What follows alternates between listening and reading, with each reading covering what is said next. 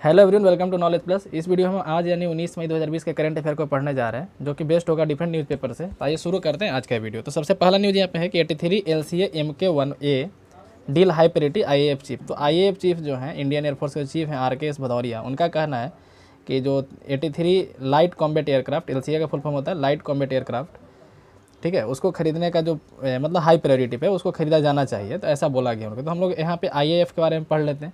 तो IAF यानी कि इंडियन एयरफोर्स, इसका स्थापना हुआ था 8 अक्टूबर 1932 को। IAF का स्थापना हुआ था 8 अक्टूबर 1932 को। ये दुनिया में 4th रैंक पे आता है। इंडियन एयरफोर्स जो है दुनिया में 4थे नंबर पे आता है और इसका स्थापना 8 अक्टूबर 1932 को हुआ था। उस समय इसका नाम था रॉयल इंडियन एयरफोर्स, लेकिन आज़ादी के बाद इसका नाम कर दिया गया इंडियन एयरफोर्स IAF, ठीक है। तो इसलिए 8 अक्टूबर को इंडियन एयरफोर्स डे में मनाया जाता है। तो 8 अक्टूबर 32 याद रखिएगा, IAF 4th नंबर पर आता है। नेक्स्ट न्यूज़ हम लोग यहाँ पे देख लेते हैं। यहाँ पे बोला गया है कि इस एयरक्राफ्ट को खरीदना प्रायोरिटी है ना, लाइट कॉम्बैट एयरक्राफ्ट जो है। तो इसके बारे में हम लोग पढ़ लेते हैं। लाइट कॉम्बैट एयरक्राफ्ट को हम लोग तेजस भी बोलते हैं। तेजस है ना, तेजस, ठीक है। तो यहाँ पे 2 टर्म एक आता है। एक आता है DAC यानी कि डिफेंस एक्विजिशन काउंसिल। ये सब खरीद के लिए तय कौन करता है कि हाँ ऐसा खरीदा जाना चाहिए, नहीं खरीदा जाना चाहिए। तो इसके लिए 2 संस्था यहाँ पे मेंशन्ड है, ठीक है। एक है DAC यानी कि डिफेंस एक्विजिशन काउंसिल। याद रखिएगा, इसके चेयरमैन होते हैं डिफेंस मिनिस्टर, यानी डिफेंस मिनिस्टर अभी राजनाथ सिंह है, तो इसके चेयरमैन अभी राजनाथ सिंह है, ठीक है। तो DAC जो है डिफेंस एक्विजिशन काउंसिल, इसके चेयरमैन होते हैं डिफेंस मिनिस्टर। और एक और होता है CCS यानी कैबिनेट कमेटी ऑन सिक्योरिटी। ये भी डिफेंस से ही रिलेटेड है, लेकिन इसके चेयरमैन होते हैं PM। CCS के मीटिंग जो होता है उसके चेयरमैन कौन होते हैं? PM होते हैं। लेकिन DAC जो होता है डिफेंस एक्विजिशन काउंसिल, उसके चेयरमैन डिफेंस मिनिस्टर होते हैं, ठीक है। उसके चेयरमैन डिफेंस मिनिस्टर होते हैं। हम लोग इसके बारे में पढ़ लेते हैं। तेजस Mark 1 के बारे में पढ़ लेते हैं। तो ये HAL के द्वारा बनाया गया। HAL यानी कि हिंदुस्तान एरोनॉटिक्स लिमिटेड के द्वारा बनाया गया। हिंदुस्तान एरोनॉटिक्स लिमिटेड क्या है? तो एक तरह का PSU है। PSU यानी कि पब्लिक सेक्टर अंडरटेकिंग, एक तरह से मान के चलिए सरकारी कंपनी है। HAL क्या है? एक तरह का सरकारी कंपनी को हम लोग PSU बोलते हैं आम भाषा में, ठीक है। तो इसका हेडक्वार्टर बेंगलुरु में है। जो हिंदुस्तान एरोनॉटिक्स लिमिटेड है HAL, उसका हेडक्वार्टर बेंगलुरु में है और 1940 में इसका स्थापना हुआ था। एक तरह का PSU है। तो HAL का स्थापना कब हुआ था? 1940 में। लेकिन जिस समय बना था उस समय इसका नाम हिंदुस्तान एरोनॉटिक्स लिमिटेड नहीं था, उस समय इसका नाम था हिंदुस्तान एयरक्राफ्ट। बाद में फिर 1964 में इसका नाम बदल के किया गया HAL, हिंदुस्तान एरोनॉटिक्स लिमिटेड, ठीक है। तो ये था इसके बारे में, HAL के बारे में। तो याद रखिएगा, CCS का चेयरमैन होता है PM, डिफेंस एजुकेशन काउंसिल के चेयरमैन होता है डिफेंस मिनिस्टर, ठीक है। HAL बना था 1940 में, हेडक्वार्टर है बेंगलुरु में, लेकिन 1964 में इसका नाम बदला। उस समय जो इसका नाम था हिंदुस्तान एयरक्राफ्ट था, 1964 में नाम बदल के किया हिंदुस्तान एरोनॉटिक्स लिमिटेड, ठीक है। तो ये था HAL और तेजस के बारे में। नेक्स्ट यहाँ पे 0 FIR filed in migrant death case. तो 0 FIR एक्चुअली क्या होता है, हमको बताने का मेन मकसद इसमें यही है इस न्यूज़ में। 0 FIR क्या होता है? तो जैसे कि नॉर्मली जो FIR होता है, जो किया जाता है, वो उसी थाने में किया जाता है जिस थाने में वो क्राइम हुआ है। जैसे कोई क्राइम जो हुआ है जो जगह पे हुआ, तो उसका जो सबसे नज़दीकी थाना होगा या फिर वो जगह किस थाने के अंदर आता है, किस पुलिस स्टेशन में आता है, वहाँ पे जाकर के FIR करते हैं। तो FIR करने के बाद क्या होता है कि पुलिसमैन डायरी लिखता है FIR का, है ना। उस पर FIR का नंबर होता है, डेट होता है, और भी डिफरेंट सीरियल नंबर हो गया, डेट हो गया, कौन कौन सा सेक्शन लगा, ये सब हो गया। तो लेकिन 0 FIR क्या होता है? इसमें क्या होता है कि आप किसी भी पुलिस स्टेशन में इसको कंप्लेन कर सकते हैं। जैसे 0 FIR क्या होता है कि मान लीजिए कि जो जहाँ पे क्राइम हुआ है वो मान लीजिए कि A पुलिस स्टेशन के अंदर आता था, लेकिन आदमी जो है बी पुलिस स्टेशन में जाके क्राइम को रिकॉर्ड करवा रहा है कि हमारे साथ कुछ ऐसा हुआ है, तो उसको बोलते हैं हम लोग 0 FIR। ऐसा क्यों होता है?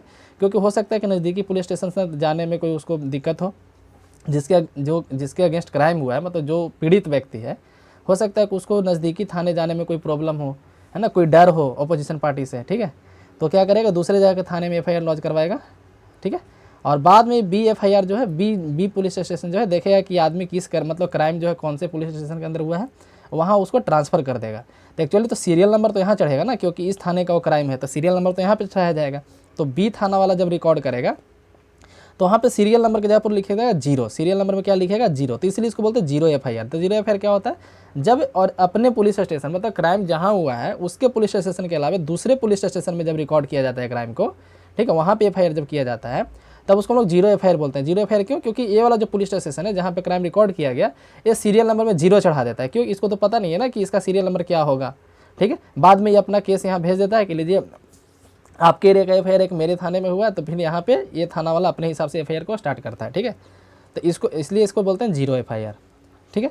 यदि ए पुलिस स्टेशन वाला, जैसे क्राइम तो ए वाले में हुआ है लेकिन बी में जाकर कोई FIR रजिस्टर करवा रहा है, ठीक है, तो यदि बी पुलिस स्टेशन का जो ऑफिसर है वो क्राइम को रिकॉर्ड नहीं करता, मतलब मना कर देता है कि हम FIR नहीं रिकॉर्ड करेंगे, तो फिर उसके लिए एक सेक्शन है IPC का, IPC यानी इंडियन पेनल कोड का सेक्शन है 166A। तो ये मतलब अमेंडमेंट करके लाया गया है 166A, सेक्शन 166A, इसके तहत जो है उस पुलिस वाले पे कार्रवाई होगा, ठीक है, सेक्शन 166A के तहत। तो ये था 0 FIR के बारे में। नेक्स्ट न्यूज़ यहाँ पे है कि वायनाड जायंट जैकफ्रूट, ठीक है, वायनाड केरला में है, वहाँ का जो जैकफ्रूट है, जैकफ्रूट यानी कटहल, गिनीज बुक में एंट्री के लिए नॉमिनेट होने वाला है। तो एक अच्छा बात है इंडिया के लिए। तो जैकफ्रूट क्या है, तो इसका वजन लगभग 52 किलो है, 117 सेंटीमीटर लंबा है, ठीक है, मतलब लगभग 3 फीट लंबा है, 3 फीट से ज़्यादा ही मान के चलिए, 4 फीट कम, थोड़ा सा कम हो गया, ठीक है। तो 52 kg का एक ही जैकफ्रूट है, तो इसलिए गिनीज बुक में जाने वाला है। ये कहाँ पे, तो केरला में है, ठीक है। इसका जो सरकमफेरेंस है लगभग 77 सेंटीमीटर का है, तो इस कारण से इसको गिनीज बुक में भेजा जाएगा। किस नाम से भेजा जाएगा, मतलब क्या रिकॉर्ड बनेगा, तो वर्ल्ड हैवीएस्ट जैकफ्रूट, ठीक है। अभी तक कितना है, तो अभी भी जो है इंडिया के नाम पे ही रिकॉर्ड है, वो 42 kg का जैकफ्रूट था जो 57 सेंटीमीटर लंबा था। ये कितना है, तो 52 kg का है, 52 kg का जो 170 लंबाई, तो काफ़ी ज़्यादा उसके मुकाबले है ना, वजन 10 kg ज़्यादा ते था। नेक्स्ट यहाँ पे कि J&K notifies rule for domicile certificate, तो जो क्या बोलते हैं आवासीय बनाया जाता है आवासीय प्रमाण पत्र, तो जम्मू एंड कश्मीर के लिए एक नया रूल लागू किया गया। उसमें बताया गया है ये जम्मू एंड कश्मीर प्रोसीजर 2020 लागू किया गया, जिसमें एक फास्ट ट्रैक प्रोसेस बताया कि 15 दिन के अंदर आवासीय बन के मिल जाएगा, ठीक है। ये न्यूज़ ज़्यादा इंपॉर्टेंट नहीं है, बस इतना याद रखिए कि ये एक नया रूल लाएगा जिसमें 15 दिन के अंदर मिल जाएगा। अप्लाई कौन कौन कर सकता है, कि eligible non locals can also apply for the service, जो वहाँ के लोकल नहीं वो भी वहाँ के डोमिसाइल के लिए अप्लाई कर सकते हैं, ठीक है। एक ट्रांसपेरेंट प्रोसीजर होगा और टाइम बाउंड में होगा, 15 दिन का जो टाइमलाइन दिया गया है। यदि 15 दिन के अंदर डोमिसाइल सर्टिफिकेट नहीं बन पाता है तो फिर जो ऑफिसर इसके लिए मतलब कि जिम्मेवार होगा, क्यों नहीं बना, उस पर पेनाल्टी किया जाएगा। पेनाल्टी कितने का होगा, 50,000 का होगा, 50,000 का पेनाल्टी किया जाएगा ऐसे ऑफिसर पे जो 15 दिन के अंदर आवासीय नहीं बना के देता है, और उनके सैलरी से पैसा काट लिया जाएगा ना, ही सैलरी विल बी डिडक्टेड, ठीक है। तो ये था नया रूल के बारे में। नेक्स्ट है call for WHO probe in virus origin. तो WHO में कल देखिए जैसे UNGA होता है, यूनाइटेड नेशन जनरल असेंबली, तो समय पे क्या होता है, UN का जितने भी मेंबर है उनका एक जनरल असेंबली होता है, तो उसी तरह WHO के जितने मेंबर है उनका एक असेंबली होता है, इसको बोलते हैं WHA। WHA का फुल फॉर्म होता है वर्ल्ड हेल्थ असेंबली, यहाँ पे आप देख सकते हैं WHA है ना, तो WHO का फुल फॉर्म होता है वर्ल्ड हेल्थ असेंबली। इसमें WHO के जितने मेंबर है सबको यहाँ पे सुना जाता है, सबको बोलने का मौका दिया जाता है। तो एक ग्रुपिंग है क्वाड, QUAD, क्वाड का मतलब होता है 4। तो 4 ग्रुपिंग में कौन कौन है, तो है अमेरिका है यानी USA है, ऑस्ट्रेलिया है, जापान है और हमारा इंडिया है, ठीक है। कौन कौन देश है, USA, ऑस्ट्रेलिया, जापान और इंडिया। इस क्वाड ग्रुपिंग का एक ही मकसद है, चाइना को काउंटर करना, मतलब चाइना का जो दादागिरी बढ़ते जा रहा है, उसका जो इन्फ्लुएंस बढ़ते जा रहा है, ठीक है, उसको काउंटर करने के लिए बनाया गया था क्वाड। क्वाड में कौन कौन आता है, तो जापान, USA, ऑस्ट्रेलिया और इंडिया, ठीक है। तो क्वाड ग्रुपिंग में जो है जापान, USA और ऑस्ट्रेलिया, ये तीनों जो है इस बात को मांग कर रहे थे कि चाइना पे ब्लेम लगाया जाए कि वायरस का ओरिजिन यहीं पे हुआ है, या फिर चाइना को कुछ पेनाल्टी लगाया जाए, इस तरीके का, मतलब चाइना के अगेंस्ट में बोल रहे थे। लेकिन इंडिया अभी तक चुप था, अभी तक चुप था और सोच रहा था कि मतलब कि एक न्यूट्रल की तरह, मतलब कि ना चाइना को सपोर्ट करे ना इन लोग के करे, गुट निरपेक्ष वाला नीति अपना रहा था। लेकिन चाइना का एग्रेशन दिन पे दिन बढ़ता जा रहा था, चाइना और डरा रहा था इंडिया को कि यदि तुम हमारे अगेंस्ट बोलेगा, तो जैसे यहाँ पे आप देख रहे होंगे सिक्किम में लड़ाई हुआ, लद्दाख में लड़ाई हुआ, कल भी लद्दाख में थोड़ा सा लड़ाई हुआ है ना। पाकिस्तान को सपोर्ट कर रहा है एक डैम बनाने के लिए, कुछ दिन पहले एक डैम था इंडस रिवर पे, है ना, डाइमेर भाषा डैम, ठीक है, इंडस रिवर भी याद रखिए, डाइमेर भाषा डैम, उसके लिए पूरे वर्ल्ड में कहीं भी पैसा नहीं मिला पाकिस्तान को, है ना। तो फिर चाइना से मदद मांगा, चाइना खुद बोला कि हम ही बना देते हैं तुमको, और बहुत ज़्यादा फाइनेंस लगाया गया है चाइना के द्वारा। तो मतलब कि चाइना जो है एंटी इंडिया चल रहा है अभी, कि इंडिया को बस डराने के लिए कि तुम हमारे अगेंस्ट बोलो मत, ठीक है। लेकिन इंडिया भी अब क्वाड ग्रुप में बाकी तीनों जो था, जापान, ऑस्ट्रेलिया और USA, उसको ज्वाइन कर लिया, बोला कि हम भी अब चाइना के अगेंस्ट बोलेंगे, ठीक है। तो यहाँ पे पढ़ सकते हैं कि African group of nation extend support for India backed resolution WHA। तो हम न्यूज़ पे आते हैं, पहले तो हम लोग क्वाड ग्रुपिंग में पढ़े, एक और यहाँ पे ग्रुपिंग है। देखिए क्वाड ग्रुपिंग थोड़ा सा कमज़ोर क्यों पड़ जाता है, क्योंकि USA है, ऑस्ट्रेलिया है, जापान है और इंडिया है। तो यहाँ पे जो ऑस्ट्रेलिया है चाइना के तरफ से थोड़ा नरम रहता है, चाइना की तरफ थोड़ा सा नरम रहता है, क्योंकि ऑस्ट्रेलिया के ऊपर बहुत सारा चाइना का कर्ज है, मतलब चाइना बहुत ज़्यादा पैसा दिए हुए ऑस्ट्रेलिया को, तो ऑस्ट्रेलिया खुल के विरोध कर नहीं पाता है। तो इसके लिए अब फिर एक नया ग्रुपिंग बनाया गया है। क्वाड में से ऑस्ट्रेलिया को यदि निकाल दिया जाए तो बनता है ग्रुप JAI, ठीक है। यहाँ पे A फॉर ऑस्ट्रेलिया नहीं है, J for Japan, A for America and I for India. तो याद रखें जय ग्रुपिंग में कौन कौन है, जापान, अमेरिका और इंडिया। इसी में यदि ऑस्ट्रेलिया को जोड़ दे तो बन जाता है क्वाड ग्रुप। तो जय का भी मेन मोटिव वही है, ठीक है। बस ऑस्ट्रेलिया कभी कभी किसी किसी मौके पे साथ नहीं देता था, तो ऑस्ट्रेलिया को छोड़ करके एक नया ग्रुप बना लिया, ठीक है। तो ये सब ग्रुप जो कोई फॉर्मल ग्रुप नहीं है कि हर साल इसका मीटिंग होगा ही होगा, इसका कोई परमानेंट सेक्रेटेरिएट है, कोई रूल है। जैसे सार्क है तो सार्क का अपना एक सेक्रेटेरिएट है, रूल है ना। G20 है, G7 है, ये सब फॉर्मल ग्रुप है, मतलब कि इसका मीटिंग होना ही होना है।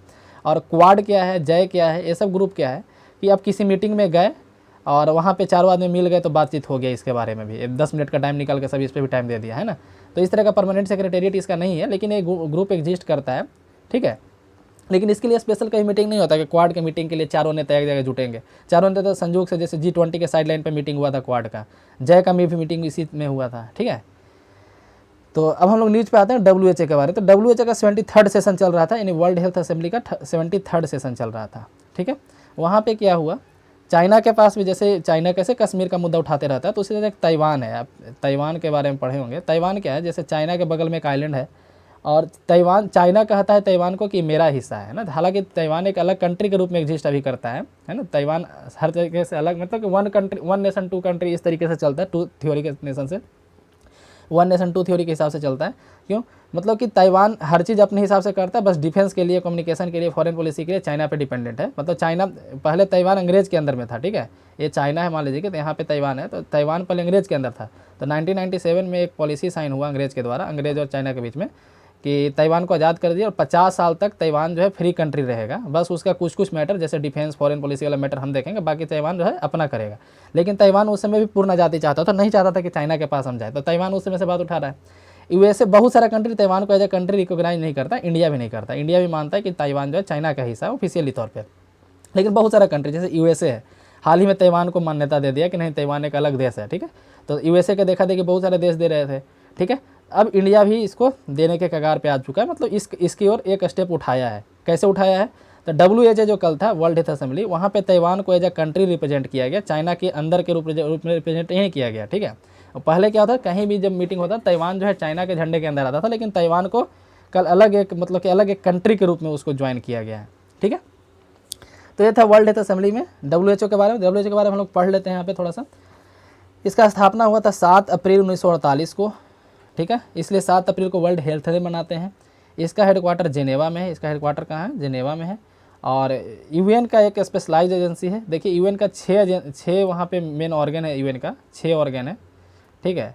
उसमें से एक ऑर्गन का नाम है UN economic and social council, ठीक है। उसी के अंदर जो है जितने भी इस तरह का जो आपको मिलेगा इंस्टीट्यूशन, यूनेस्को, WHO, यूनिसेफ, ये सब उसी के अंदर आता है, UN economic and social council के अंदर। इसका हेडक्वार्टर जेनेवा में है। 7 अप्रैल 48 को स्थापना हुआ था। अभी जो इसके चेयरमैन है टेड्रोस एडनहोम है, ठीक है। कल किस दिन न्यूज़ में था, तो इसका 73 मीटिंग हो रहा था वर्ल्ड हेल्थ असेंबली का। वहाँ पे ताइवान को एज ए कंट्री रिप्रेजेंट किया गया है, ठीक है। और वही यहाँ पे अफ्रीकन नेशन भी अब इंडिया के साथ है। तो लगभग मतलब कि मतलब चाइना का वहाँ पे एक तरह से बोलिए कि बैकफुट पे चाइना है, ठीक है। तो ये था इस न्यूज़ से। नेक्स्ट है ICMR रिवाइजेज वायरल टेस्टिंग स्ट्रेटजी। तो ICMR के बारे में हम लोग पढ़ लेते हैं। न्यूज़ में क्या बताया गया है कि ICMR जो है अपना स्ट्रेटजी चेंज कर रहा है वायरस को चेक करने का। हम लोग ICMR के बारे में पढ़ते हैं यहाँ पे। तो ICMR का फुल फॉर्म होता है Indian council of medical research. और इसका काम क्या है, प्रमोशन ऑफ बायोमेडिकल रिसर्च, ठीक है। ये गवर्नमेंट ऑफ इंडिया के अंदर आता है, डिपार्टमेंट ऑफ हेल्थ रिसर्च के अंदर आता है। तो डिपार्टमेंट ऑफ हेल्थ रिसर्च के अंदर आता है। तो इसका मिनिस्ट्री कौन है, तो ministry of health and family welfare से, MOH, ठीक है। Ministry of health and family welfare से, ठीक है। और government of India department of health research के अंदर आता है। 1911 में इसका स्थापना हुआ था, लेकिन स्थापना के समय इसका नाम था IRFA, ठीक है। उस समय इसका नाम था Indian research fund association, IRFA, लेकिन बाद में इसका नाम चेंज करके कर दिया गया ICMR, ठीक है, Indian council of medical research. स्थापना के समय इसका नाम था IRFA, ठीक है। 1911 में स्थापना हुआ था, department of health research, ministry of health and family welfare. Next है unknown source funding political party. तो यहाँ पे पॉलिटिकल पार्टीज के फंडिंग के बारे में बताया गया है। अननोन सोर्स फंडिंग है ना, कहाँ से आया है पैसा किसी को पता ही नहीं। एडीआर का एक रिपोर्ट है, एडीआर का मतलब होता है association of democratic reforms, ADR मतलब एसोसिएशन ऑफ डेमोक्रेटिक रिफॉर्म्स, उसका एक रिपोर्ट आया है। उसमें बताया कि बहुत सारे पॉलिटिकल पार्टी को पता नहीं कि उसको पैसा कहाँ से मिला है, ठीक है। जैसे यहाँ पे लिस्ट दिखाया गया, रीजनल पार्टी का लिस्ट है, ठीक है। इसमें नेशनल पार्टी का नाम नहीं है, जैसे आप देख सकते हैं यहाँ पे सारा कुछ। शिवसेना महाराष्ट्र का पार्टी है, YSRCP जो है ये भी आंध्र प्रदेश का पार्टी है, TDP जो है ये भी आंध्र प्रदेश का, JDS जो है बेंगलोर का पार्टी है यानी कर्नाटक का है, और BJD उड़ीसा का है, ठीक है। तो यहाँ पे बताया गया कि बीजू जनता दल यानी कि जो उड़ीसा वाला पार्टी है, नवीन पटनायक जिसका CM है अभी उड़ीसा में, इसी का सरकार अभी वहाँ है, अपना 85% इनकम जो इलेक्टोरल बॉन्ड से पाता है। इलेक्टोरल बॉन्ड क्या होता है अभी हम डिटेल में डिस्कस करेंगे, ठीक है। ओरिजिनल पार्टी में सबसे हाईएस्ट गेनर है बीजू जनता दल BJD, ठीक है। 85% लगभग उसका पैसा इलेक्टोरल बॉन्ड से आता है। तो आप देख सकते हैं कि टोटल इनकम कितना है, साल भर में कितना पैसा उन लोगों को मिलता है, और इलेक्टोरल बॉन्ड से कितना मिलता है यहाँ पे लिखा हुआ है, और कितना परसेंटेज हो जाता है इलेक्टोरल बॉन्ड वाला वो यहाँ पे लिखा है। तो हम लोग यहाँ पे पहले इलेक्टोरल बॉन्ड के बारे में पढ़ लेते हैं। इलेक्टोरल बॉन्ड क्या है, तो 2017 में जो है जो बजट भाषण था 2017 का अरुण जेटली जी के द्वारा, उसमें इस स्कीम को लाया गया था इलेक्टोरल बॉन्ड, ठीक है। इलेक्टोरल बॉन्ड है क्या, पहले हम देख लेते हैं। एक तरह का चेक है, जैसे हम लोग चेक काट के देते हैं ना किसी को पेमेंट करने के लिए, या आप बोल सकते हैं एक तरह का प्रोमिसरी नोट है। प्रोमिसरी नोट मतलब कि एक तरह का वादा किया हुआ एक नोट है, ठीक है, कि हम आपको इतना देंगे, एक तरह का प्रोमिसरी नोट है। इसको कैसे कोई देता है, जैसे पॉलिटिकल पार्टी को कैसे कोई इलेक्टोरल बॉन्ड के रूप में चंदा देता है। मान लीजिए कि कोई ए आदमी है ना, कोई ए आदमी है, उसको चंदा देना है कोई बी पार्टी को, ठीक है। इसके लिए ए आदमी का नाम है और बी पार्टी का नाम है, ऐसे मान के चलिए। ये क्या करेगा, SBI के अकाउंट में जाएगा, सॉरी SBI के बैंक में जाएगा, ठीक है। SBI के सारे बैंक में नहीं, मात्र 4 जगह इसका है। 4 जगह कहाँ का है, दिल्ली एक है, एक मुंबई है, आई थिंक कोलकाता है, और एक शायद पुणे या फिर कोई है ना, 4 ही जगह है, ठीक है। अभी हम कन्फर्म यहाँ पे नहीं बता सकते, आप इसको गूगल कर लीजिएगा, लेकिन 4 ही ब्रांच है, हम कन्फर्म है। तो SBI के 4 ही ब्रांच में, सारे ब्रांच में भी नहीं, ए आदमी है, ए बी आदमी है, इसको चंदा देना है। क्या करेगा, SBI ही सिर्फ, ठीक है, ये भी इसीलिए हम नाम ले रहे हैं, नहीं तो हम नाम किसी का लेते नहीं है जल्दी। तो सिर्फ SBI के ब्रांच में, एक ही बैंक के 4 ब्रांच में, ठीक है, SBI के 4 जगह के ब्रांच में जाएगा और बोलेगा कि हमको इलेक्टोरल बॉन्ड दीजिए, ठीक है, इलेक्टोरल बॉन्ड दीजिए। तो SBI पूछे कि आपके मेरे यहाँ अकाउंट है, तो हाँ है, उसके लिए SBI में अकाउंट होना जरूरी है यदि आप चंदा देना चाहते हैं तो क्या KYC कंप्लीटेड है, तो KYC कंप्लीटेड होना चाहिए, ठीक है। तो पहला प्रोसेस क्या हुआ कि SBI में अकाउंट होना चाहिए, KYC कंप्लीटेड होना चाहिए। अब कितने का इलेक्टोरल बॉन्ड ले सकता है, तो 1000 रुपया का ले सकता है मिनिमम, फिर 10,000 का ले सकता है, फिर 1 लाख का, 10 लाख का और 1 करोड़ का। कितना, 1000 से 10 से गुना करते जाइए, पहले 1000, फिर 10,000, फिर 1 लाख, फिर 10 लाख, फिर 1 करोड़, है ना, यानी 10 से मल्टीप्लाई करते जाइए 1000 से स्टार्ट करते हुए। तो इतने का इलेक्टोरल बॉन्ड लिया जा सकता है। मान लीजिए आपको 5000 का इलेक्टोरल बॉन्ड लेना है, तो 1000 वाला 5 को इलेक्टोरल बॉन्ड ले लीजिए, है ना। तो इतने के मल्टीपल में मिल सकता है, मतलब कि जैसे नोट कैसे होता है कि 1000 का नोट 1200 का नोट थोड़े होता है, उसी तरीके से 1000 का इलेक्टोरल बॉन्ड होता है, 10,000 का इलेक्टोरल बॉन्ड होता है, 5000 6000 का कोई इलेक्टोरल बॉन्ड नहीं होता है। तो इलेक्टोरल बॉन्ड है क्या, मात्र एक चेक के ऐसा मिलेगा। तो प्रोसेस हम बताएं, अभी कोई आदमी जाएगा बैंक में, SBI में जाएगा, कोई बैंक में नहीं जाएगा, 4 ही ब्रांच में जाएगा SBI के, वहाँ कहेगा कि मेरा आपके यहाँ खाता है, SBI में मेरा खाता और KYC भी कंप्लीटेड है, हमको इलेक्टोरल बॉन्ड चाहिए 10,000 का। तो SBI उसके अकाउंट से नगद पैसा नहीं लेगा, उसके अकाउंट से 10,000 काट लेगा और उसको एक इलेक्टोरल बॉन्ड दे देगा। हम जो है रेड मार्क कर मान लीजिए कि इलेक्टोरल बॉन्ड है। इस इलेक्टोरल बॉन्ड पे देने वाले का नाम नहीं रहेगा और लेने वाले का भी नाम नहीं रहेगा, ठीक है। इस पे देने वाले का भी नाम नहीं कि कौन आदमी खरीदा है, ठीक है, हालांकि SBI को पता है क्योंकि अकाउंट से ही कटा है, और लेने वाले का भी नाम नहीं कि किस पार्टी को ये पैसा जाएगा, ठीक है। ये बॉन्ड ले लिया, ये बॉन्ड पे एक डेट सिर्फ रहेगा और अमाउंट लिखा रहेगा 10,000 रुपया, और मान लीजिए कि इतना तारीख को इशू हुआ है, ठीक है। उसके बाद ये पैसा, ये बॉन्ड जो है, ये जो आदमी था, इसको जिस भी पार्टी को देना है, क्योंकि उस पर तो पार्टी का नाम लिखा नहीं है, ठीक है, उस पार्टी को इलेक्टोरल बॉन्ड जा करके दे देगा, ठीक है, कि लो भाई हम तुमको चंदा दिए हैं। अब वो पार्टी क्या करेगा, बी पार्टी का एक अकाउंट होना चाहिए, ठीक है। उस अकाउंट को रजिस्टर कराना चाहिए इलेक्शन कमीशन के पास। मतलब इलेक्शन कमीशन को बी पार्टी बताएगा कि हमारा एक अकाउंट है इस बैंक में, ठीक है, पहले ये बताएगा, बी जो है इलेक्शन कमीशन को ये बता देगा, इलेक्शन कमीशन को, कि हमारा एक इस बैंक में अकाउंट है। और उसी अकाउंट में जो है, उसी अकाउंट में है ना जो इलेक्शन कमीशन के साथ रजिस्टर्ड है, उसी अकाउंट में इलेक्टोरल बॉन्ड जमा होगा। इलेक्टोरल बॉन्ड जमा हो जाएगा, उसका जितना भी पैसा होगा इलेक्शन कमीशन का साथ जो रजिस्टर्ड अकाउंट है उसमें पैसा चल जाएगा, मतलब बी के अकाउंट में पैसा चल जाएगा। इलेक्शन कमीशन को पता चल जाएगा कि इलेक्टोरल बॉन्ड से इसको इतना पैसा मिला है, ठीक है। तो इस तरीके से जमा होता है इलेक्टोरल बॉन्ड में पैसा। खरीद कौन सकता है? तो कोई भी इंडिया का आदमी या फिर कोई इंडियन कंपनी, इंडिविजुअल आदमी या इंडिविजुअल कंपनी भी खरीद सकता है जो इंडिया में वर्क करता हो। ठीक है, कितने के खरीद सकता है? तो 1000, 10,000, लाख, 10 लाख और करोड़ के रूप में। ठीक है, अब कोई भी पॉलिटिकल, कौन कौन पॉलिटिकल पार्टी ले सकता है? सोचने वाली बात है कि दुनिया में तो, इंडिया में तो इतने सारे पॉलिटिकल पार्टी है, तो क्या सारा पॉलिटिकल पार्टी ले सकता है? तो जी नहीं, वही पॉलिटिकल पार्टी लेगा जो section 19A, sorry section 29A, section 29A एक है representation of people act 1951, representation of people act, representation of people act 1951, उसका एक सेक्शन है सेक्शन 29A, उसके तहत पार्टी का रजिस्ट्रेशन होता है। तो पार्टी का रजिस्ट्रेशन, किसी भी पार्टी का रजिस्ट्रेशन किसके तहत होता है? Section 29A, representation of people act 1951, इसके तहत रजिस्टर्ड होना चाहिए। और जो अंतिम इलेक्शन गया है, लोकसभा का इलेक्शन या फिर स्टेट असेंबली का इलेक्शन, एमएलए का इलेक्शन या एमपी का इलेक्शन, ठीक है, उसमें कम से कम उसको 1% वोट मिलना चाहिए। ये दो कंडीशन फुलफिल करेगा तो वो पार्टी जो है इलेक्टोरल बॉन्ड से लेने के लायक हो गया। ठीक है, तो ये था पार्टी के लिए क्राइटेरिया, आदमी के लिए क्राइटेरिया, कौन खरीद सकता है, कहाँ से खरीद सकता है, सारा कुछ इसके बारे में हम लोग पढ़ लिए।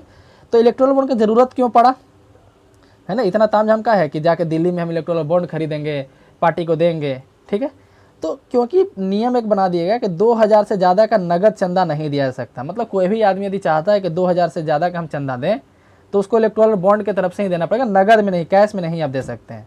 ठीक है, इसीलिए इलेक्टोरल बॉन्ड को मैंडेटरी हो गया।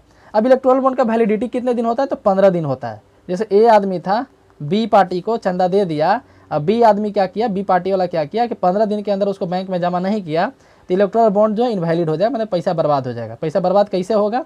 तो पार्टी के खाता में अब नहीं जाएगा, वो चल जाएगा प्राइम मिनिस्टर रिलीफ फंड में। जो प्राइम मिनिस्टर आपदा प्रबंधन वाला जो खाता होता है ना, बाढ़ आता है तो सब दान करते हैं, है ना, उसी वाले खाते में इलेक्टोरल बॉन्ड का पैसा चल जाएगा। ठीक है, यदि 15 दिन के तहत पार्टी वाला नहीं उसको मतलब कि कैश करवाया अपने अकाउंट में तो फिर पैसा कहाँ जाएगा? तो प्राइम मिनिस्टर रिलीफ फंड जो होता है वहाँ चला जाएगा। ठीक है, तो ये था इलेक्टोरल बॉन्ड के बारे में एकदम शुरू से अंत तक। ये 2017 से स्टार्ट हुआ, ये याद रखिएगा। तो रीजनल पार्टी में जो सबसे ज़्यादा चंदा किसको मिला? बीजेडी को मिला है, बीजेडी है ना, बीजू जनता दल बोलते हैं। ये बीजू पटनायक की पार्टी थी, अभी उसके सीएम है नवीन पटनायक, उड़ीसा में सीएम है ना। और इसको कब कब खरीदा जा सकता है, ये चीज़ छूट ही गया था, है ना। तो इसको जनवरी के बाद अप्रैल, है ना, पहला महीना, चौथा महीना, 7वां महीना और 10वां महीना, यानी कि जनवरी, अप्रैल, जुलाई और अक्टूबर से 1 से 10 तारीख के बीच में खरीद सकते हैं। जनवरी, अप्रैल, जुलाई और अक्टूबर, ये जो 4 महीने में 1 से 10 तारीख के बीच में जाके आप इलेक्टोरल बॉन्ड खरीद सकते हैं। ठीक है, याद रखिए इलेक्टोरल बॉन्ड पे न देने वाले का नाम होता है न लेने वाले का नाम होता है। यानी कि यदि आप खरीदते समय मन बनाए थे कि हम बी पार्टी को देंगे और फिर मन बदल गया तो जाकर सी पार्टी को भी चंदा दे सकते हैं, कोई दिक्कत नहीं है। ठीक है, नेक्स्ट न्यूज़ यहाँ पे देखते हैं कि auto industry left out of economic package. Economic package में ऑटो इंडस्ट्री को छोड़ दिया गया है ना। ऐसा किसका कहना है? सियाम का कहना है। सियाम कौन है भाई? तो सियाम का फुल फॉर्म होता है society of Indian automobile manufacturer. SIAM कौन है? Society of Indian automobile manufacturer, यानी कि ऑटोमोबाइल बनाने वाला कंपनी का एक ग्रुप है। इसका स्थापना हुआ था 2012 जुलाई में, जुलाई 2012 में इसका स्थापना हुआ था। कब हुआ था? जुलाई 2012 में इसका स्थापना हुआ था। और इसका हेडक्वार्टर कहाँ है? तो न्यू दिल्ली में। इसका हेडक्वार्टर न्यू दिल्ली में। सियाम के बारे में इतना ही काफ़ी है। ठीक है, तो इसका कहना है कि ऑटो इंडस्ट्री को छोड़ दिया गया इकोनॉमिक पैकेज में। लिया किसको गया तो हमको भी नहीं समझ में आया है। सियाम का ऐसा कहना है कि ऑटो इंडस्ट्री को छोड़ दिया गया। ठीक है, नेक्स्ट है cooperatives RRB get 20,500 crore from NABARD. तो नाबार्ड के बारे में हम लोग कल ही पढ़े थे, आई थिंक कल या परसों ही पढ़े थे, 2-3 दिन पहले ही। आज हम लोग पढ़ लेते हैं आरआरबी के बारे में। ठीक है, आज हम लोग पढ़ते हैं आरआरबी के बारे में। आरआरबी यानी मतलब होता है regional rural bank, regional rural bank. और इसका स्थापना कब हुआ था, क्यों हुआ था, सब हम भी पढ़ते हैं। इसका स्थापना था 2 अक्टूबर 1975 को। 2 अक्टूबर यानी गांधी जयंती के दिन, याद रखिए 2 अक्टूबर के दिन, गांधी जयंती के दिन 1975 में इसका स्थापना हुआ था, 2 अक्टूबर 1975 को। ठीक है, रीजनल रूरल बैंक, तो नाम से पता चलता है क्षेत्रीय ग्रामीण बैंक। तो इसका मेन टारगेट कौन होगा? ग्रामीण लोग, है ना। ग्रामीण लोगों में मतलब कि खाता खोले, जो मतलब कि बैंक है उसमें ग्रामीण लोग भी खाता अपना खुलवाएं, इसके लिए इसको बनाया गया था। क्योंकि बड़े बड़े जो बैंक थे वो ग्रामीण क्षेत्र में जाना नहीं चाहते थे, क्योंकि उनको ब्रांच सेटअप करने में काफ़ी पैसा खर्चा होता था, उसमें कोई खाता खुलवाता नहीं था क्योंकि ग्रामीण क्षेत्र में उतना पैसा था नहीं। इसलिए आरआरबी बनाया गया, रीजनल रूरल बैंक। और इसका पैसा कैसे आता है, इसका जो फंडिंग होता है कैसे आता है? तो इसका फंडिंग याद रखिएगा 30, 35 और 15, ये क्या है तो टोटल जोड़िए तो 100 हो जाता है। सॉरी गलती है, 50, 35 और 15। ठीक है, 50, 35 और 15। 50% जो है सेंट्रल गवर्नमेंट पैसा देता है, 35% कोई एक बैंक फाइनेंस करता है और 15% स्टेट गवर्नमेंट देता है। फिर से सुनिए, रूरल बैंक का क्या होता है, कोई एक पहले बैंक फाइनेंस करने के लिए तैयार होता है कि हम इस रूरल बैंक को फाइनेंस करेंगे, ठीक है। तो 50% जितना पैसा लगता है सेंट्रल गवर्नमेंट देता है, 35% वो फाइनेंस करने वाला बैंक देता है, ठीक है। मान लीजिए कि पीएनबी बिहार में जितना, बिहार में जो भी है वो सबको I think PNB he finance करता है, दूसरे स्टेट में दूसरा भी करता है। तो जो फाइनेंस करेगा वो 35% देगा, और स्टेट गवर्नमेंट मतलब कि जिस गवर्नमेंट के अंदर वो सेटअप हो रहा है उसमें 15% दिया जाता है, ठीक है। तो इस तरीके से कुल मिला के 100% हो गया उसका पैसा 50, 35 और 15 के रेशियो में, 50, 35 और 15 के रेशियो में। 50 कौन, सेंट्रल गवर्नमेंट, 35 कौन तो फाइनेंशियल बैंक, और 15 कौन तो स्टेट गवर्नमेंट, ठीक है। कब स्थापना हुआ था? 2 अक्टूबर 1975 को। किसके रिकमेंडेशन पे हुआ था? तो नरसिम्हन कमेटी बना था, उसी के रिकमेंडेशन पे इसका स्थापना हुआ था। इसके लिए एक एक्ट लाया गया था, आरआरबी एक्ट 76, आरआरबी एक्ट 1976, ठीक है, लाया गया था। तो इस पे नहीं ये कि 75 में स्थापना हुआ, 76 में एक्ट आया, तो ऐसा होते रहता है। मान ली 75 में स्थापना हो गया, उसके बाद जब नेक्स्ट सेशन आया तो उस समय इसके लिए एक एक्ट ला दिया गया ताकि भविष्य में कोई गवर्नमेंट आके बंद न कर दे। क्योंकि ऐसा क्या होता है कि एक्ट ले आने से थोड़ा उसका सिक्योरिटी बढ़ जाता है कि एक्ट को अमेंड करना पड़ेगा, तो उसके लिए थोड़ा सा, अब मान लीजिए कि एक्ट नहीं लाया जाता तो अगला बार कोई गवर्नमेंट बना तो चाहता तो एक झटके में इसको समाप्त करता, क्या से बैंक बंद। जैसे नीति आयोग क्या था, सॉरी प्लानिंग कमीशन क्या था, किसी एक्ट के तहत नहीं था, तो मोदी गवर्नमेंट आया 2 दिन के बंद, है ना, मतलब जब मन किया बंद। कोई अगला आएगा नीति आयोग कोई ही बंद कर देगा, कोई एक्ट के साथ नहीं है। लेकिन यदि किसी का प्लानिंग कमीशन का कोई एक्ट होता है कॉन्स्टिट्यूशन में, ठीक है, उसका कोई आर्टिकल होता है कॉन्स्टिट्यूशन में, उसके लिए कोई एक्ट होता, ठीक है, तो प्लानिंग कमीशन को बंद करना इतना आसान नहीं होता जितना आसानी से हो गया, ठीक है। नीति आयोग को बंद करना उतना आसान नहीं होता, ठीक है। जैसे नीति आयोग अभी चल रहा है, हो सकता है कि दूसरा गवर्नमेंट आए नीति आयोग को एक झटके में बंद कर दे, क्योंकि इसके लिए कोई एक्ट ही नहीं है, ठीक है। तो आरआरबी इस पहले तो आ गया, लेकिन बाद में फिर इसके लिए एक्ट आया 1976 में, आरआरबी एक्ट 1976 नरसिम्हन कमेटी की रिपोर्ट के आधार पर, ठीक है। और सबसे पहला जो आरआरबी खुला था इंडिया में, उसी दिन 5 आरआरबी खुल गया था। 2 अक्टूबर 1975 को 5 आरआरबी एक ही साथ खुला था। फिर भी उस 5 में से पहला एक माना जाता है जो सबसे पहला, उसका नाम था प्रथम ग्रामीण बैंक। याद रखिएगा, प्रथम, है ना, याद करने के लिए कोई टेंशन ही नहीं है। प्रथम नाम से ही पता चला, प्रथम ग्रामीण बैंक, ठीक है। ये यूपी में खोला गया था, मुरादाबाद में, यूपी के मुरादाबाद में खोला गया था प्रथम ग्रामीण बैंक। और इसका फाइनेंसर बैंक था सिंडिकेट बैंक। इसका फाइनेंसर बैंक कौन था? सिंडिकेट बैंक, है ना। जैसे बताइए कोई एक बैंकर फाइनेंसर करता है इसका, तो सिंडिकेट बैंक 35% अपना पैसा लगाया, 50% सेंट्रल गवर्नमेंट लगाया, 15% यूपी गवर्नमेंट लगाया, क्योंकि यूपी में खोला गया है, मुरादाबाद में, है ना, ठीक है। उस समय इंदिरा गांधी की गवर्नमेंट थी, ये भी याद रखिएगा। 75 की बात किया जा रहा था, इंदिरा गांधी की गवर्नमेंट रहेगी, ठीक है। तो ये था आरआरबी के बारे में। आरआरबी एक्ट 1976 1975 में 2 अक्टूबर 1975 को इसको बनाया गया था। पैसा लगता है 50, 35 और 15 के रेशियो में। टोटल जोड़ के देख लीजिए 100 हो जाएगा, ठीक है। 50 जो है सेंट्रल गवर्नमेंट, 35 जो है फाइनेंशियल बैंक, और 15 स्टेट गवर्नमेंट। इंदिरा गांधी का गवर्नमेंट था। 1976 में एक एक्ट लाया गया, आरआरबी एक्ट 1976, नरसिम्हन कमेटी की रिपोर्ट पे लाया गया था। प्रथम ग्रामीण बैंक पहला आरआरबी था जो यूपी के मुरादाबाद में खुला था, ठीक है। हालांकि उस दिन 2 अक्टूबर को ही 5 आरआरबी खुला था एक साथ, ठीक है। तो इसी के साथ न्यूज़ डिस्कशन समाप्त होता है। नहीं, एक और न्यूज़ है, अरे अभी तो बहुत न्यूज़ है, सॉरी।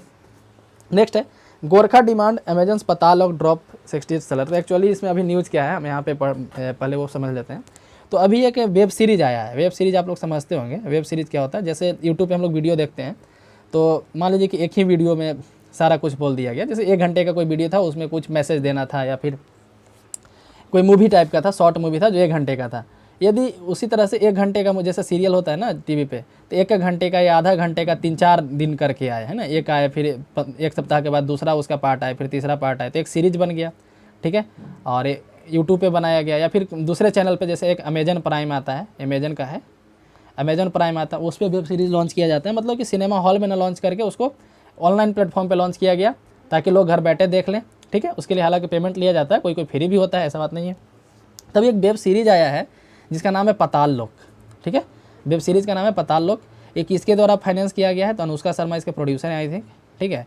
इसके प्रोड्यूसर अनुष्का शर्मा है। और तो उसके लिए उसमें मतलब गोरखा कम्युनिटी के जो लोग हैं, कुछ उनके अगेंस्ट में कुछ बोला गया, उनके बारे में कुछ नीचा दिखाया गया, आप ऐसा समझ सकते हैं गोरखा कम्युनिटी के लोगों को।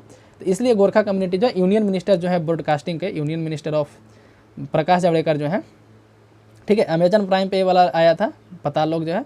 तो प्रकाश जावड़ेकर के पास लिखित शिकायत किया है गोरखा लोगों के द्वारा, ठीक है। गोरखा कौन लोग होते हैं? तो मेनली नेपाली बोलने वाले लोग होते हैं। तो हमको मेन यहाँ बताना था कि नेपाली एक शेड्यूल लैंग्वेज है। इंडिया में जो 22 लैंग्वेज है 8th शेड्यूल में, 8वें शेड्यूल में, 8th शेड्यूल में 22 लैंग्वेज है, उसमें एक नेपाली भी है, ठीक है। तो याद रखिए, बहुत लोग कन्फ्यूज करते हैं कि नेपाली कैसे रहेगा इंडिया के शेड्यूल लैंग्वेज, लेकिन है, ठीक है। इसके लगभग इतने लोग बोलने वाले, आप देख सकते हैं 10.5 मिलियन, ठीक है। 10.5 मिलियन का मतलब होता है लगभग 1 करोड़ लोग नेपाली बोलने वाले, ठीक है।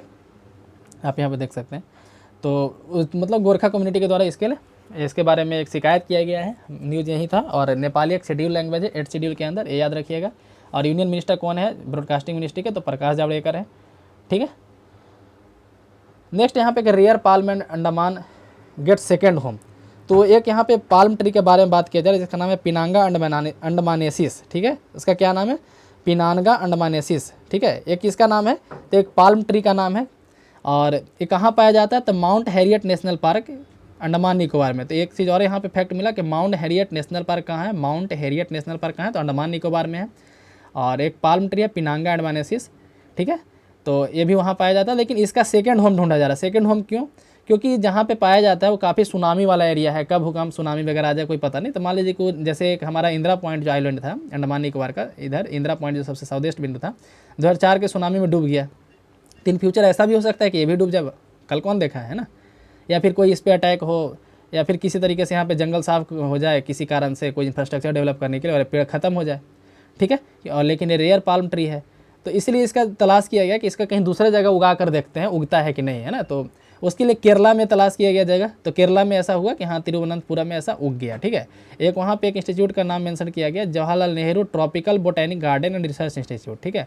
वहाँ पे इसको लगाया गया इस पेड़ को, और ये पेड़ जो है वहाँ पे अच्छी तरीके से है, मतलब कि हेल्दी कंडीशन में। तो इसलिए बोला गया real palm trees Andaman get second home, मतलब उसको दूसरा घर मिल गया। पहला घर तो अंडमान निकोबार है ही, दूसरा घर केरला बन गया, ठीक है। और यहाँ पे याद रखिए कि ये कहाँ है, Jawaharlal Nehru tropical botanical garden research institute कहाँ है, तो केरला में है, तिरुवनंतपुरम में है, ठीक है। नेक्स्ट है क्या है कि how far can weather impact covid reproduction number. Covid का रिप्रोडक्शन नंबर का मतलब कि एक आदमी कितने आदमी को इन्फेक्ट कर सकता है, R0 उसको बोलते हैं। एक आदमी कितने आदमी को इन्फेक्ट कर सकता है, मतलब बोला गया कि R0 जो है 1 है, तो एक आदमी एक ही आदमी को इन्फेक्ट कर रहा है यहाँ पे। यदि बोला गया कि R0 जो है 50 है, तो यानी एक आदमी 50 आदमी को इन्फेक्ट कर दे रहा है। तो R0 जब 0 से मतलब कि 1 से कम हो जाएगा, R0 यदि लेस देन 1 हो जाएगा, तब बोलेंगे कि बीमारी अब खत्म होने के कगार पे, क्योंकि एक आदमी को भी इन्फेक्ट नहीं कर रहा है ना। तो मान लीजिए कि 10 आदमी मिल करके 8 आदमी को इन्फेक्ट किया, फिर आधा आदमी किसको इन्फेक्ट करेगा, 6 आदमी को, 6 आदमी 4 आदमी को, 4 आदमी 2 आदमी को, 2 आदमी 1 आदमी को, 1 आदमी किसी को नहीं करेगा, क्योंकि R0 फैक्टर तो लेस देन 1 हो चुका है, ठीक है। लेकिन अभी R0 फैक्टर अभी ज़्यादा है, अभी कितना है, तो ज़्यादा है। इसको परसेंटेज में चेंज करने पे 1 से कम आता है, इसलिए यहाँ पे कन्फ्यूज नहीं कीजिएगा यहाँ पे कि जैसे यहाँ पे दिखाया जा रहा है कि इतना 0.788, तो सोचिएगा कि 1 से कम है, तो ये दूसरा चीज़ है, ठीक है। जो हम R0 बता रहे हो कोई और चीज़ है।